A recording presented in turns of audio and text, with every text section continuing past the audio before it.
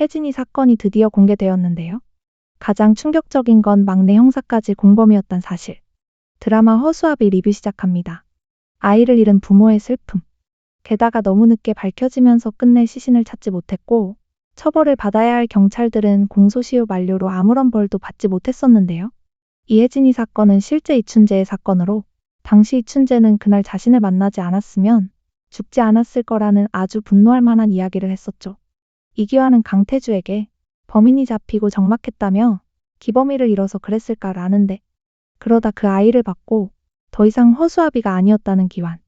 아 진짜 너무 사이코패스 같아서 연기를 보면서도 진짜 같아서 너무 혼란스러웠습니다.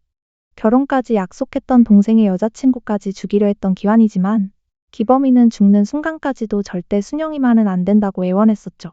하지만 순영이를 죽이려던 기환은 그 순간 혜진이를 발견하고 범행 대상을 바꿨을 뿐 산이라는 넓고 외진 공간은 더 이상 허수아비로 위장할 필요도 없고 밤이어야 할 이유도 없어서 기환에게 자신감을 심어주는 장소가 되어버립니다. 한편 무원에서 발견한 시체를 부검 의뢰한 태주는 해당 의사를 임성만 재판의 증인으로 서게 했는데요. 이번에 발견된 시체가 강성 연쇄살인 7건의 살해 방식과 동일하고 언론에 보도되지 않은 직접 보지 않으면 알 수 없는 방식이 함께 나타났다는 의사. 결국 차시영의 계획은 완전히 틀어져 버리고 곧장 태주를 찾아가게 됩니다. 그 시각 태주는 강성경찰서에 와 있었는데요.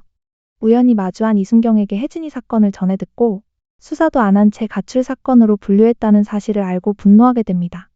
이후 혜진이 아버지를 만난 이순경은 조만간 형사님 한 분이 집으로 갈 것이라 말하며 그분에게 그간의 일을 모두 말씀하라고 하는데요. 이걸 우연히 들은 막내 형사 박대호는 잘못하면 강 형사만 곤란해진다며 이순경의 입을 막아버렸죠. 아 진짜 물론 진심은 아닌 것 같았지만 기가 막혔습니다. 모범 공무원 표창 수여식 전날 밤 그 상을 받게 될 차시영, 장명도, 도영구, 박대호는 산에서 결국 혜진이 시신을 발견하는데요. 그리곤 죽은 아이에 대한 안타까움 따윈 느끼지도 않은 채 자신들의 징계만 걱정하는 시영. 결국 혜진이의 시신을 그대로 땅에 묻어버렸습니다. 태주의 노력으로 차준영의 지시를 받아 산을 수색했을 때 시신이 나오지 않았는데요. 하지만 이내 막내 형사가 몰래 은닉 장소를 파던 것을 보게 된 태주. 그리고 다시 현재 시점으로 돌아와 기환은 사라진 혜진의 시체에 대해 말을 하는데요. 어두워서 얼굴은 보지 못했지만 아이를 들고 사라진 2명의 남자 이야기를 하죠. 뭐 딱 뻔하지 않습니까? 장명도랑 도영구겠죠. 수색 전 사체를 다른 곳으로 옮겨서 발견되지 않게 하려고 한 것 같은데 막내 형사가 죄책감을 느꼈다 해도 결국은 같이 은닉에 가담했고 이를 감추기 위해 계속 거짓말을 했기 때문에 결국엔 다 같은 공범이 될 수밖에 없죠. 한편 서지원은 임성만의 무죄를 입증할 만한 알리바이 단서를 확보하는데요. 하지만 이를 확인시켜줄 성만의 누나가 전화번호를 바꾸고 성만 역시도 무언가 숨기는 듯 입을 열지 않아 답답한 상황. 태주는 그런 성만이 연쇄살인범은 아니지만 모방범이라는 확신을 하고 있습니다. 부검이의 진술로 인해 임성만의 공소장을 변경할 수밖에 없는 차시영. 그리고 산수색이 있던 날 태주를 재판에 오게 흔들었는데 태주가 시신을 받고 옮겨간 무원에서 시체가 발견됐다며 태주를 모방범으로 모는 듯한 모욕적인 발언을 하는데 물론 다행히 태주는 흔들리지 않았죠. 증인이 모방살인을 할 가능성이 있냐는 시영의 말에 가능하지만 단나만 가능하지만 사건 당일 당직이라 알리바이가 확실하다 말을 하죠. 그리고 그때 재판장으로 다급히 뛰어들어오는 지원의 후배기자. 그 사이 스타킹 살인이 또 벌어졌습니다. 성만은 끝내 무기징역을 선고받았고 혜진이 역시 끝내 시신을 찾지 못했는데요. 실제로도 아이의 시신은 찾지 못했었죠. 시신이 사라진 것을 확인한 막내 형사 박대호는 결국 진실을 털어놓는데요. 강태주의 말에 따라 장영구, 도영구를 떠봤는데 그들은 시신을 옮긴 범인이 아니었고 태주가 진범을 찾은 듯한 미끼의 말은 계획대로 차시영의 귀에 들어가게 됩니다. 차시영은 임성만을 연쇄살인범으로 만들고 다음 잡히는 진범을 모방범으로 꾸며 자신의 잘못을 감출 생각이었는데요. 어차피 둘 다 사형이니 그걸로 정리가 될 것이라 생각한 것. 한편 시영의 가정사가 10회에서는 계속 공개되었는데요. 충격적이게도 하필 순영은 차무진의 딸이 맞았죠. 순영과 이복남매였던 시영. 시영의 엄마는 술집에서 일을 했다는 사실도 알게 되는데 자신 역시도 혼외자.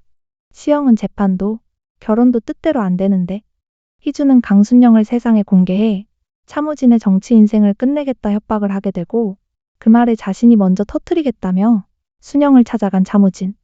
애틋한 척 연기를 하며 은근슬쩍 호적에 넣으려는데 태주 역시 순영이의 출생 비밀을 알게 되면서 김만춘에게 돌봄을 부탁한 뒤 열차에 태웠는데 오빠를 속이고 차무진에게 향하는 순영.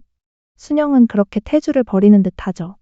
이기범 죽음에 대한 원망도 있었고 자신의 아빠, 삼촌 역할을 다 해주겠다고 했지만 가족보단 일이 우선이었던 태주.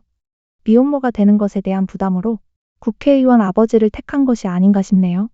근데 시영이 이복 오빠라는 사실은 전혀 모르는 걸까요? 한편 성만의 누나는 동생이 연쇄 살인범이 아닐 수 있다는 뉴스를 보고 서지원에게 연락을 하는데요.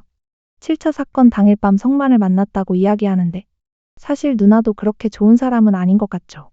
아들 태우가 성만의 걸음걸이를 따라해 시댁에서 성만과 조카의 만남을 싫어한다는데 게다가 시어머니가 아픈 날 일이 있다며 나온 것이었는데요.